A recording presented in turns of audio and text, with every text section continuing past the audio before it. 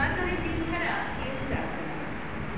গ্রীষ্মের দুপুরের মতো শূন্য শিখির বিপুল বৈঠক নিয়ে কত মায়াবী সকাল মুছে যায়, কেটে যায় কত স্তর। সাদা খান সাদা নগ্ন হাতে সে তো অন্ধকার আর অন্ত সাদা কুয়াশা বোঝাচ্ছিল। তবু টুকি ঠাকুমা রং ভালোবাসে। রঙের টানা ফলন দেখে নিশ্চিন্তে হয় বর্ষা রামকৃষ্ণ শরণম রামকৃষ্ণ শরণম রাম আসছে পৃথিবীতে রং ছুটিয়ে। এমনই মনোরম এক জোড়া চোখ।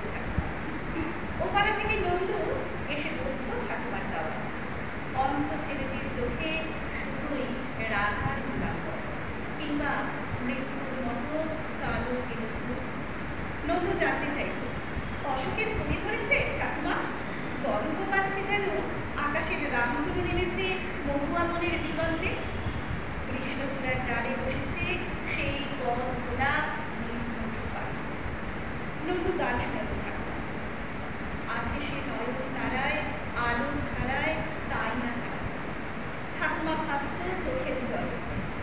আলোক ধারা যে চোখেও দেখলি না বাপ, দেখলি না কালো মেঘের কোলে সাদা বক ভেসে গেলে দড়ি খুঁজে পান্না যাবে না। নন্দু যেত। এবার হলে কিন্তু একটা পিচকিরি কিনে দিতে হবে। সে না হয় দিলাম, রং দিবি কাকে? তোমাকে। রঙে রঙে ভিজিয়ে দেব তোমাকে।